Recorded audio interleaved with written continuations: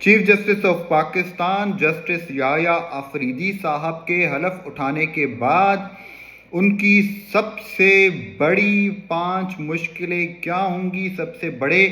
Challenges in کے لیے کیا ہوں گی، کون سی چیزیں ایسی ہیں جو ان کے راستے میں روڑے اٹکائے کھڑی ہیں، ان کے راستے میں بیریئرز کے طور کے اوپر کھڑی ہیں، ان چیزوں کے اوپر ہم آج بات کرنے جا رہے ہیں۔ ناظرین، اگر آپ نے ابھی تک میرے چینل کو سبسکرائب نہیں کیا ہے تو سبسکرائب کریں، لائک کریں، شیئر کریں، بیل آئیکن پہ کلک ضرور کریں تاکہ تمام اپڈیٹس آپ کو ملتی رہیں، اور کامنٹ سیکشن میں جا کے اپنی رائے سے آگاہ بھی کریں۔ ناظرین، اب ہم سٹارٹ کرتے ہیں۔ سب سے پہلی مشکل chief justice of Pakistan justice Yahya صاحب کے لیے کیا ہے؟ سب سے پہلی مشکل یہ ہے کہ جو 6 ججز نے چیف جسٹس آف پاکستان قاضی فائز عیسیٰ صاحب کو خطوط لکھے تھے کہ بیرونی مداخلت ہے، ایگزیکٹو کی جانب سے، کچھ مخصوص اداروں کی جانب سے، کچھ ایسے ذرائع کی جانب سے عدالتوں کو، جج صاحبان کو پریشرائز کیا جاتا ہے، بلیک میل کیا جاتا ہے، انہیں اپنے مرضی کے فیصلے دینے کے اوپر مجبور کیا جاتا ہے، ان کو نقصان پہنچانے کی دھمکیاں دی جاتی ہیں، انہیں اٹھائے جانے کی دھمکیاں دی جاتی ہیں، ان کے رشتہ داروں کو اٹھائے جانے کی دھمکیاں دی جاتی ہیں۔ اس کے علاوہ ان کے ماضی کے کچھ ناخوشگوار واقعات، کچھ پرسنل چیزوں کو اٹھا کے انہیں دھمکیاں دی جاتی ہیں، ان کی بہنوں، بیٹوں، بیٹیوں، بچیوں کے نام لے کر ان کے حوالے سے انہیں تھریٹ کیا جاتا ہے۔ تو اس معاملے کے اوپر جسٹس قاضی فائز عیسیٰ صاحب نے کوئی ایکشن نہیں لیا۔ اس کے اوپر ہیئرنگز ہوئیں، اس کے اوپر مختلف لوگوں نے باتیں کی، لیکن الٹیمیٹلی اس کا رزلٹ کچھ نہیں نکلا۔ ابھی سب سے بڑا امتحان یہ ہے کہ اگر یہ سارا معاملہ چیف جسٹس آف پاکستان کے سامنے آتا ہے تو اس کو چیف جسٹس صاحب کیسے رسپونڈ کرتے ہیں۔ نہ صرف رسپونڈ کرتے ہیں بلکہ سامنے آتا ہے نہیں آتا، وہ آلریڈی آن ریکارڈ چیزیں موجود ہیں، اس کو وہ کس طریقے سے رسپونڈ کرتے ہیں، اس کو کس طریقے سے وہ لیتے ہیں، کیا اس کے اوپر کوئی ایکشن لیتے ہیں یا نہیں لیتے، یہ سب سے بڑا معاملہ ہے۔ اگلے پوائنٹ کے اوپر میں آتا ہوں، لیکن ناظرین اگر ابھی تک آپ نے چینل کو سبسکرائب نہیں کیا ہے تو سبسکرائب کریں، بیل آئیکن پہ کلک کریں۔ ناظرین، سیکنڈ پوائنٹ کے اوپر میں آتا ہوں، جو سب سے خطرناک چیز اور حکومت نے کی ہے وہ یہ ہے کہ چیف جسٹس آف پاکستان اور سپریم کورٹ کی ڈوریں جو آئین میں ترمیم کے ذریعے اپنے ہاتھ میں رکھی گئی ہیں اور عدلیہ کو جس طرح سے کمزور کرنے کی کوشش کی گئی ہے، تو اس کو چیف جسٹس آف پاکستان کس طریقے سے ہینڈل کرتے ہیں، کس طریقے سے روکتے ہیں، اور کس طرح سے جو حکومتی مداخلت ہے عدلیہ کے اندر، سپریم کورٹ میں، نہ صرف سپریم کورٹ میں بلکہ ہائی کورٹ کے اندر، ہائی کورٹ کی پرفارمنس کے حوالے سے رکھا گیا ہے کہ حکومت اب اس کی کمیٹی جو ہے وہ پرفارمنس اس کی دیکھے گی، جوڈیشل کمیشن کے پرفارمنس دیکھے گا، پارلیمانی کمیٹی دیکھے گی، تو اس کے حوالے سے چیف جسٹس آف پاکستان کیا کرتے ہیں، اس کو کس طریقے سے ہینڈل کرتے ہیں، اور کس طرح سے حکومتی مداخلت جو ہے اس کو روکنے میں کامیاب ہوتے ہیں عدلیہ کے اندر۔ تیسرا سب سے بڑا پوائنٹ جو حکومت کو، جو chief justice of Pakistan justice Yahya Afridi صاحب کو تیسرا جو سب سے بڑا پوائنٹ ہے، جو سب سے بڑا چیلنج ہے، وہ میں آپ کو بتاتا ہوں۔ پہلے ابھی تک اگر آپ نے میرے چینل کو سبسکرائب نہیں کیا تو سبسکرائب کریں، لائک کریں، شیئر کریں، بیل آئیکن پہ کلک کریں۔ ناظرین، تیسرا پوائنٹ یہ ہے کہ جو جسٹس منصور علی شاہ صاحب ہیں اور جسٹس منیب اختر صاحب ہیں، ان کے کئی اختلافات تھے مختلف جج صاحبان سے، جسٹس قاضی فائز عیسیٰ صاحب سے بھی، مختلف فیصلوں کے اندر مختلف معاملات میں یہ چیزیں نظر آئیں۔ ابھی جب قاضی فائز عیسیٰ صاحب ریٹائر ہو رہے تھے تو اس ٹائم کے اوپر جسٹس منصور علی شاہ نے ریفرنس میں شمولیت بھی نہیں اختیار کی، اس کے علاوہ ایک خط لکھا جس میں انہوں نے انہوں نے جسٹس قاضی فائز عیسیٰ کو ایک ایسے شتر مرغ سے تشبیہ دی جس کی گردن ریت کے اندر دھسی ہوئی تھی اور وہ بیرونی قوتوں کے سامنے جھکا ہوا تھا، اور پورے عدلیہ کے نظام کو مفلوج بنایا اور کمزور کیا۔ تو یہ سب سے بڑا چیلنج ہے کہ جسٹس منصور علی شاہ اور جسٹس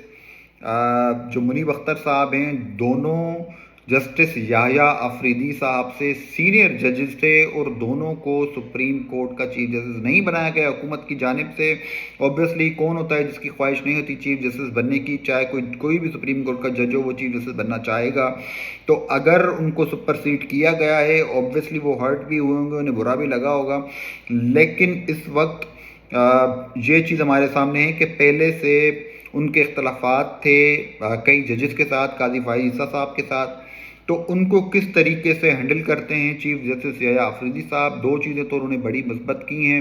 ایک تو یہ کہ انہوں نے فل کورٹ کا اجلاس بلوا لیا ہے جو جسٹس منصور علی شاہ صاحب نے مطالبہ کیا تھا۔ اس کے علاوہ دوسری چیز، جسٹس منیب اختر صاحب کو پریکٹس اینڈ پروسیجر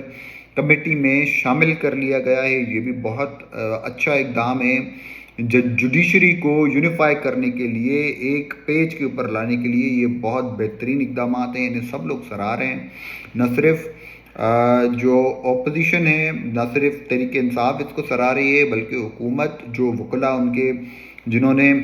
26ویں آئینی ترمیم کے اگینسٹ پٹیشنز دائر کی ہوئی ہیں، ریاست علی آزاد جیسے لوگ، انہوں نے بھی اس چیز کی تعریف کی ہے۔ تو یہ 3 پوائنٹس ہو گئے جو سب سے بڑے چیلنجز ہیں۔ چوتھے پوائنٹ کے اوپر اب میں آتا ہوں۔ چوتھا پوائنٹ یہ ہے کہ جو بار ایسوسیشنز ہیں، میں نے جیسے ریاست علی آزاد صاحب کا نام لیا، اسی طریقے سے کئی اور جج صاحبان ہیں، جس میں حامد خان صاحب ایک بہت بڑے لائر ہیں، ان کے ساتھ بہت زیادہ تعداد میں وکلاء ہیں۔ وکلاء کی جو سیاست ہے اس میں ان کا بہت بڑا رول ہے، بار کاؤنسلز کی جو سیاست ہے اس میں بہت بڑا رول ہے۔ اس کے علاوہ جو وکلاء کی تنظیموں کے اندر انہیں بہت ریسپیکٹیبل نظر سے دیکھا جاتا ہے۔ وکلاء جس طریقے سے جو تحریکیں چلائی گئی تھی 2007 کے بعد، اس میں بھی ہمیں پتہ ہے کہ جیسے حامد خان صاحب جیسے لوگوں کا اور منیر ملک جیسے لوگوں کا ان کا بڑا کردار ہے، اور انہوں نے بھی، منیر ملک صاحب جو ہیں انہوں نے بھی 26ویں آئینی ترمیم کی مخالفت کی ہے۔ تو اس طرح کے جو سینئر وکلاء ہیں، بار کاؤنسلز ہیں، سپریم کورٹ بار ایسوسیشن ہے، اسلام آباد ہائی کورٹ بار ایسوسیشن ہے، تو ان سب کو ساتھ لے کر چلنا، ان کے ساتھ جو اختلافات ہیں، ان کو جو 26ویں آئینی ترمیم کے حوالے سے اختلافات ہیں، یا کوئی بھی عدالتی نظام اور سسٹم کے حوالے سے جو اختلافات ہیں، ان کو دور کرنا اور انہیں ساتھ لے کر چلنا، کیونکہ اگر وکلاء ساتھ نہیں چلیں گے تو عدالتی نظام، چیف جسٹس آف پاکستان یا اوورآل جو جوڈیشل سسٹم ہے وہ صحیح معنی میں، صحیح سمت میں، صحیح ڈائریکشن میں کام نہیں کر پائے گا۔ اب ہم آتے ہیں لاسٹ پوائنٹ کے اوپر۔ یہ وہ نقطہ ہے جسے آئینی ترمیم میں بھی نیگلیکٹ کیا گیا۔ ناظرین، ابھی تک اگر آپ نے چینل کو سبسکرائب نہیں کیا ہے تو سبسکرائب کر لیں، بیل آئیکن پہ کلک کریں، شیئر کریں میری ویڈیوز کو تاکہ آپ کو اپڈیٹ سے ملتی رہیں، اور آپ کی رائے سے میں آگاہ ہوں، اس لیے مجھے کومنٹس میں سیکشن اپنی رائے سے بھی آگاہ کریں۔ تو میں آخری پوائنٹ کے اوپر آتا ہوں کہ آخری پوائنٹ یہ ہے کہ جو جوڈیشل ریفارمز کی بات ہو رہی تھی پہلے، ابھی یہ جو آئینی ترمیم کے ذریعے حکومت نے جو کام کرنے کی کوشش کی ہے، اس میں یہ ایک پوائنٹ انہوں نے بہت بڑا چھوڑ دیا ہے کہ جو پینڈنگ کیسز کے حوالے سے بار بار حکومت بات کر رہی تھی، ان پینڈنگ کیسز کو ریزالو کرنے کے حوالے سے جوڈیشل ریفارمز کی ضرورت ہے۔ بار بار ہم کہتے ہیں پاکستان کو جوڈیشل ریفارمز کی ضرورت ہے، عدالتی نظام کو ٹھیک کرنے کی، صحیح کرنے کی ضرورت ہے۔ آپ کو پتہ ہے کہ جسٹس منصور علی شاہ، جسٹس منیب اختر صاحب، خاص طور پہ اگر میں بات کروں جیسے منصور علی شاہ صاحب کی، تو انہوں نے لاہور ہائی کورٹ میں بھی بہت بڑے بڑے جو ریفارمز لائے ہیں، عدالتی نظام کو بہتر کرنے کی کوشش کی ہے۔ ان کا ویژن بہت براڈ ہے، انہوں نے بڑے بڑے کیسز لکھے ہیں، تو ان کی انٹیگریٹی کے اوپر اور ان کی قابلیت کے اوپر کوئی بھی سوال نہیں اٹھا رہا، نہ سوال اٹھا سکتا ہے۔ یہ تو جیسے منصور علی شاہ کو پولیٹیسائز کر دیا گیا کیونکہ پی ٹی آئی نے ان کو بہت زیادہ سپورٹ کیا۔ اس کے بعد جو مخصوص نشستوں والا جو کیس ہے اس کیس کے بعد جو فیصلہ انہوں نے دیا اس کو لے کے حکومت جو ہے وہ ڈر گئی. انہیں لگا کہ اب شاید جسٹس منصور علی شاہ جو ہے وہ ان کے اگینسٹ فیصلے دیں گے, ان کے کنٹرول میں نہیں آئیں گے. کچھ قوتوں کو یہ لگا, تو اس کے بعد جو جسٹس منصور علی شاہ کو کراس لگا دیا گیا اور ان کا چیف جسٹس بننے کا راستہ جو ہے وہ بلاک کر دیا گیا. لیکن اس وقت جو وکلا کمیونٹی ہے, لائرز کمیونٹی ہے, وہ جو پورا عدلیہ کا نظام ہے اس میں ایک بہت چیز مسنگ ہے. وہ مسنگ چیز یہ ہے کہ جسٹس منصور علی شاہ اور جسٹس یحییٰ افریدی صاحب, ان دونوں لوگوں کو اب آئینی عدالت میں, آئینی بینچ میں شامل نہیں کیا جائے گا. جسٹس منصور علی شاہ کو تو آلریڈی حکومت ان کو پسند ہی نہیں کرتی. ان کے حوالے سے رانا ثناء اللہ صاحب کلیئرلی کہہ چکے ہیں کہ ان کو نہیں شامل کیا جائے گا. جسٹس یحییٰ افریدی صاحب چیف جسٹس آف پاکستان ہے. تو یہ دو بڑے جج صاحبان ہیں جن کی انٹیگریٹی, جن کی قابلیت کے اوپر وکلا کمیونٹی کو, عدلیہ کے تمام ججز کو, تمام جو لوگ ہیں وہ متفق تھے کہ ان کی قابلیت بہت زیادہ ہے. تو وہ اب آئینی بینچ میں شامل نہیں ہوں گے اور آئینی کیسز کو نہیں سن پائیں گے. یہ نہ صرف کسی پارٹی, کسی سیاسی جماعت, کسی ایک شخص واحد کا, کسی کا نقصان نہیں, یہ پورے پاکستان کا, پاکستانی